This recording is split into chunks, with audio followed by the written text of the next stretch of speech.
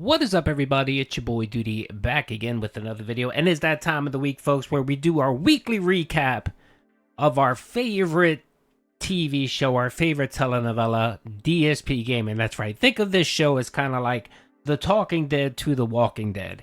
And that's right. Phil's channel is essentially The Walking Dead. So we're here to make sure that we chronicle the adventures of our boy Phil and highlight all of the lowlights. By the way, I got a few comments and a few DMs that for some reason YouTube unsubbed them, and they said if I unsub them, no, I don't have any. I can't unsub anyone from my channel. I can hide you, but that won't, that won't unhide, that won't ban you or remove you as a subscriber. So if that happened to you folks, hit that subscribe button. Also, let me know how you feel about this series. Do you enjoy it?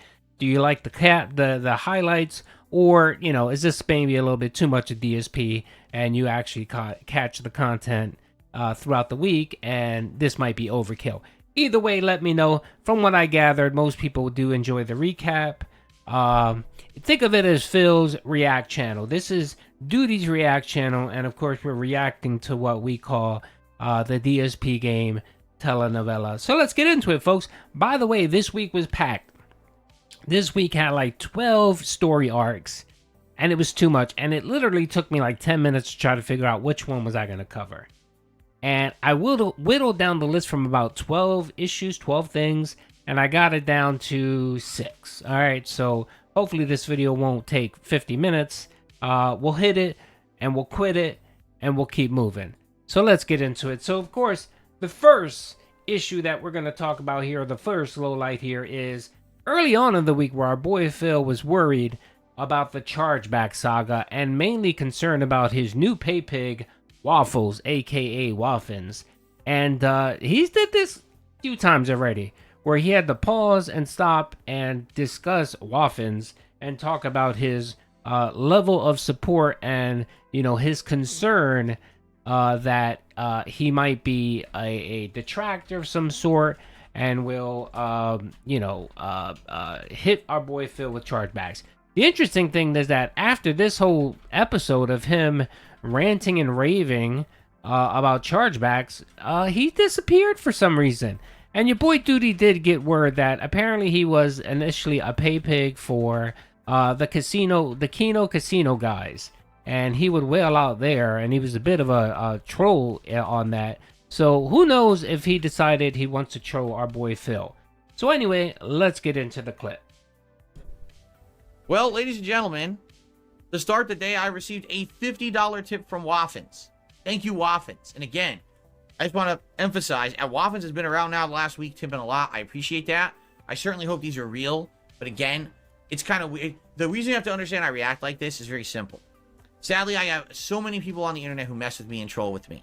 And the fact that Waffins, who honestly, we didn't even know who this was until like a week ago, has come by this last week and done a significant amount of tipping and supporting, it's very appreciated, but it is suspect too. So I hope that Waffins understands this is not something personal.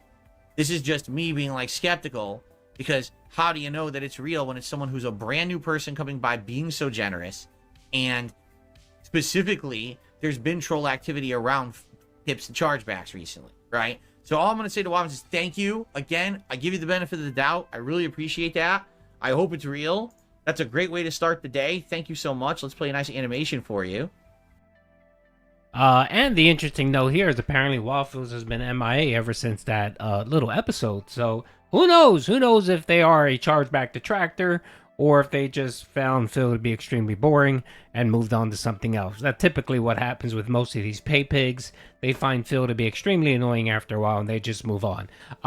But way to go, Phil, to audit your tippers on stream and call someone out specifically instead of maybe doing it on the side or just not fucking doing it. I don't know how many times I have to rant and rave, Phil. If you don't want chargebacks, then stop taking fucking tips. And have people super chat you and just pay the 30% that the YouTube cut. Again, it's like paying the mafia. You're paying them for protection. If you're so fucking worried about trolls and chargebacks, have fucking YouTube manage your processing and your payment, and you won't have to worry about fucking chargebacks.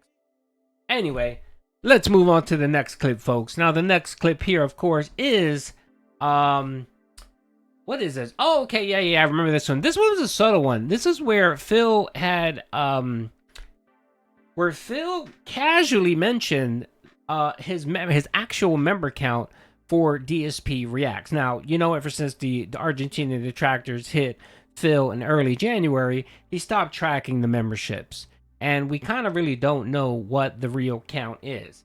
Phil let the cat out the bag. If you guys remember, Phil used to get about 100 to about 120 gifted memberships every month for React channel.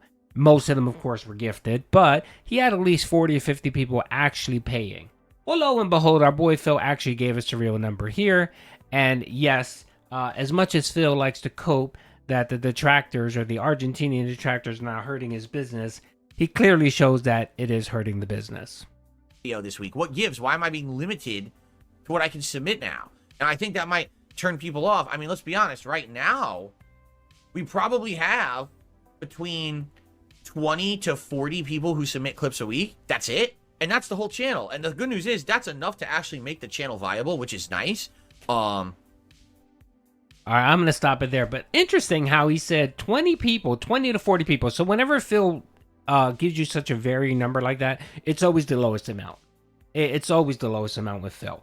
So if Phil says he has 350 to 400 members, he really has 350, maybe a little bit less than that. He likes to round up. Our boy loves to round up. So he has about 20 paying, submitting members on that channel, and then the rest of them are the cheap Argentinian memberships, because of course he changed the pay structure so that people couldn't submit that got a free Argentinian Detractor membership. But yeah, he went from 120 paying dents. Well, not even when he went from 120 memberships, most of those gifted, to now 20. That's what he's getting paid for on that channel. And the interesting little thing here is he's trying to cope so fucking hard that he actually said 20 paying dents, it makes the channel viable. So then why were you begging for 100, 120, 150 fucking members before the Argentinian Detractors? And you were saying that you weren't making any money, or you were barely making any money. Interesting, Phil. Interesting how your fucking tone changes on a fucking whim. But anyway, that's right. Big ups to the Argentinian Detractors for holding Pig Roach accountable and hurting, I guess, the business. Let's move on to the next clip. Now, the next clip here is, of course, DSP's toxic rant about YouTube. Oh my lord. This was a 35-minute rant where he went on and he talked about essentially saying he's a dinosaur and he refuses to fucking change. And YouTube should cater to fucking his boring, dull fucking content. It was so pathetic. It was so bad that even It's A Gundam, our boy It's A Gundam is a busy man. Even he watched the video and commented on it. Big ups to It's A Gundam out there. Actually, you know what? I gotta give it a like. And you know what? I'm such a big fan. I'm gonna pin this comment. That's right. Big ups to It's A Gundam. I appreciate the comment. So let's watch Phil here in this toxic rant. It's 35 minutes. We're not gonna watch it, but of course, it's on my channel. Go check it out. It's just lovely. 35 minutes of coping and ranting from an old fucking man. Think of it as Grandpa Simpson yelling at clouds.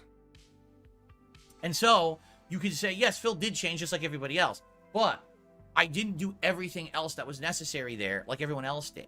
So what you'll find is that there's YouTubers who are popular, but you notice they're always playing the viral game. They're always doing the next trend. They're always talking about what's supposed to be hip and cool, instead of actually having like a focus. There's no focus, just all over the fucking place. But that's fine, right? Because they have a stream with 4,000 people on it every day just blabbing. They can't have a conversation with anyone in their chat because it's going with a bunch of mindless people. And that's okay, because that's what they wanted. Like, that's what they wanted out of YouTube. They wanted that level of notoriety, popularity, where they are making dough. They're getting that bag, because they're riding the trends. They're good, right? Oh, they don't have to worry about that shit. I'm not like that. I'm the guy who, like, when I started, was of a mentality that I'm just doing this for fun. I just want to do stuff that I think people will get a laugh out of. And here I am today, you know, in 2024, and it's like, you know, do I still to some extent feel that way? Yes. But I absolutely feel that for me, it's more important to make meaningful content that people enjoy but is not harmful. all right? And I think that's also one of the major things that's happened on YouTube that's just unfortunate, is that harmful content has come to the forefront and become some of the more popular content on YouTube that YouTube, through its algorithms, pushes, okay? Just to talk about some of these algorithm changes that YouTube has done over the years.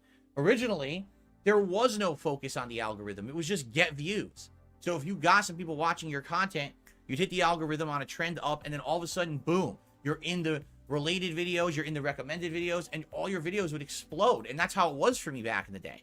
And then I remember they changed the algorithm to favor longer videos. They wanted videos that were longer than a certain time frame because they felt that if the video was longer, there could be more ads or could get better ads. Like, for example, let's say your video is 10 minutes long. Well, is someone going to watch a 3-minute video ad on a 10-minute video? Probably not. Now, would you watch a 3-minute video ad on a 30-minute video? Well, that's a lot more proportionate. So yeah, you might. So that's what YouTube started doing, is changing the algorithm to favor things that would favor different styles of videos. That didn't favor my content. So that was really the first major change that made it so that my content stopped being pushed to the forefront. Then YouTube wanted to favor videos that were way more higher production value. Things that had the thumbnail, the clickbait title. Because again, they thought that that would bring more people to the table to watch than just, say, a raw gameplay video or a quick game review of something, right? And so that's... So wait a minute, Phil. Are you actually saying that YouTube changed their business model to improve and get more views, aka more ad revenue? But the problem is that because of your obstinance and your refusal to fucking change and upgrade and change with the times, that it's YouTube's fault? Is that what you're fucking saying here, Phil? God, you're fucking pathetic, dude. That's why no one feels sorry for you, because it's everyone's fault and you never do anything wrong. Instead of acknowledging that you fucked up and it takes you forever to change, you want to blame other people. And this rant was a perfect fucking example of him going 35 minutes, ranting and raving like a fucking lunatic and blaming everyone but himself. And the person he should be blaming is him. He's the one that made the decisions. He's the one that decided not to do stuff, and he decided to be a fucking lazy asshole. So again, Phil, if you want to blame someone, look at yourself in the mirror, pimp. Alrighty, the next one here, folks, is WWE Champions. And this should be a quick one. As you guys know, our boy Phil went on a spending spree this week to play WWE Champions, and he ended up blowing $1,634. He was apparently playing Bow Down to the Ball solo contest. And yeah, I mean, I don't know. I think he ended up in 4th place here. That's right. Nothing beats 4th place. 4th place Phil, as people like to call him. But yeah, he went in and went in on the fucking bender. And you know that number's going to go up, being that he got the YouTube check on the 21st. So I'm guessing that we're probably going to get a Twitter post from our boy TJ Gamebox letting us know that Phil wasted more money. Again, wasting this fucking ridiculous. He's almost at $18,000 in WWE Champions spending this year. And he's on pace, if he keeps this up, to blow and waste $50,000. Man, that gambling addiction is just extremely difficult to kind of beat, man. So anyway, that's really all I have to say about WWE Champions. You guys are familiar with it. You guys know what the deal is and how the addiction is running wild on our boy Phil. So, and it doesn't look like that's going to change anytime soon, folks. So, all right, that's all I really have to say. Let's get into the next lowlight, which is, that's right, DSP 6 disaster stream. But mainly, folks, this is the Scorn level 2 event that we experienced the other day, where our boy Phil just lost his shit and apparently must have forgotten the lecture that he received from Moist Critical on being such a scummy douchebag. But like always, a leopard never changes spots. Phil loves to claim that he changes, but he doesn't change. He just modifies his behavior, and then of course the mask always comes off and we get clips like this. Guys, please support the stream tonight. Tonight we got 2 super chats and 1 tip. That's literally the entire night right now. You guys were asking for so long for fighting games to return, for new characters, for ranked play, all right? I'm doing everything you guys want, and as you can see, I'm suffering for it. I'm actually stressed out. My back is fucking killing me right now. This fucking game pisses me off because it fucking doesn't work online. It's just so frustrating. So please support the stream. I think on Friday, I mean, as much as I'm doing well with Akuma, I think I might just play my other characters and see the balance changes. Because this is too frustrating to try to fucking play this. Like, it's just like ultimate frustration and stress and annoyance and anger. It causes anger. For what? Why am I angry about this piece of shit? It's just a dumb fucking fighting game with an awful netcode. And it's not my fucking fault. I don't need to worry about this. This is not a big deal. And I'm sitting here freaking out about it because I'm fucking pissed because I should be doing better. I should be doing much better. All I need to do is have the game work. React when I input something. Block when I push backwards. It won't. It just won't. It just won't fucking work. And I'm fucking tired of it.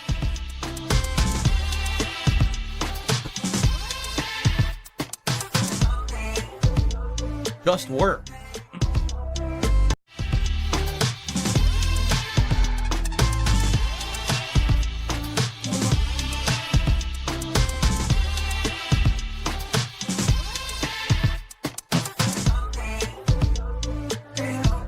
All right, everyone, I'm going to get back into it for another hour. Please, again, guys, please support the stream. You know, everyone says, we demand that you play new characters, not the same 5. We demand that you play online, you play ranked. I do everything people want, right? So where is the actual people to support that? Thank you to those who have. It's 2 or 3 tippers and 2 super chatters. Like, for the way people talk and the way they make demands around here, you would think that there would be a million people here, oh, so happy that I'm playing Akuma in ranked and I'm actually, you know, up here in fucking high diamonds and shit, but you know what I mean? It just doesn't matter. It's all just nothing. It means nothing. Right? This is Alrighty, that's right. That's the clip. I let it go a little bit longer because it was just delicious, delicious cope. And the interesting thing is that we posted out on the YouTube verse, on the Twitterverse, and it's getting some traction. So he may rant and rave about it today. I talk about how detractors don't know nothing, and he might send me a spoon. He might want to send me a spoon today. We'll see. Anyway, that was a lovely, lovely soft rant from our boy Phil. And of course, he just reverted back to the old Phil, which was the Scorn debacle back 2 years ago when Moist Critical and other YouTubers called him out for being a scumbag. And of course, he did a mea culpa, and he was so sorry, and that he needs to change. And of course, he stopped begging for about 2 weeks, and then after the 2 weeks, reverted back to his natural state of being the beggar bum that he is. So if you guys want to check out that video, it's posted on my website, on my page. It's a great, great clip. So the next clip here, folks, is, of course, this just came out yesterday. Well, it's actually kind of today. Well, I posted the video today where apparently DSP made it to the big time. Our boy Phil made it. He made it. Man, big ups. Let's give Phil a round of applause.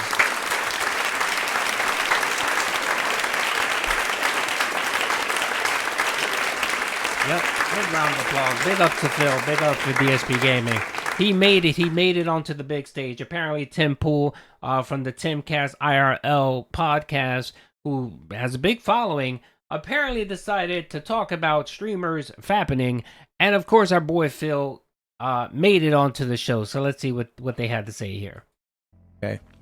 Because you've had a bunch of prominent streamers who have been caught somehow on camera with, like, DSP got caught cranking it. Do you know who that is? No. Darkside Phil? No, but there's also like some streamers who like their folders were visible and you can see some stuff. Yes. And it's like, my friends, why are you using your work broadcasting computer for untoward activities? 100%. You should never be cranking it in your home studio. I mean, you'd think you'd have a separate place for that, but this is his place where he does it. This is why I say it's all okay.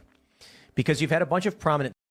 Big ups to Alex Stein. He apparently knows about DSP and knows about the Detractors and so on. So big ups for him for mentioning DSP in the lights of Nick Rekieta, Volsh, and those other degenerates that want to fap on stream and do nasty, notorious things online. It's great. If you want to watch the clip, it's there. It's on Twitter. And then there was a whole podcast where they talked about some more stuff. And I think Phil was mentioned yet again by Alex, but I didn't clip that piece. So anyway, that's it, folks. That's the show. I'm going to wrap it up, trying to keep it under 20 minutes. Hope you guys like the recap of the DSP Gaming telenovela. Drop a like, drop a comment if you like it, or drop a dislike. It's up to you. If you don't like it, it's fine. And let me know. Let me know how you like this series and whether I should keep doing it. Anyway, peace out.